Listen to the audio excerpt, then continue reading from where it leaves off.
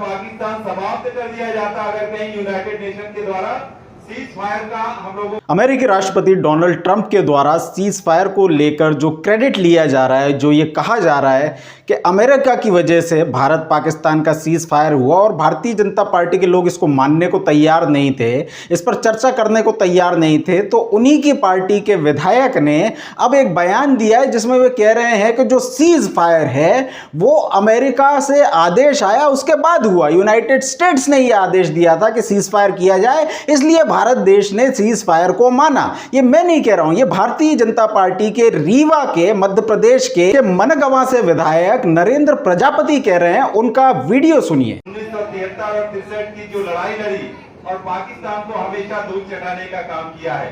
मैं तो ये बात कहता हूं कि नरेंद्र मोदी जी के नेतृत्व में ये जो कार्यक्रम आयोजित हो रहा था, पाकिस्तान समाप्त कर दिया जाता अगर कहीं यूनाइटेड नेशन के द्वारा सीज फायर का हम लोगों को आदेश ना आता। सीज फायर अगर ना होता तो मैं समझता हूं मोदी जी ने जो बात कही थी कि बहुत ही तरीके से बहुत ही जल्द जवाब दिया जाएगा और करारा जवाब दिया जाएगा।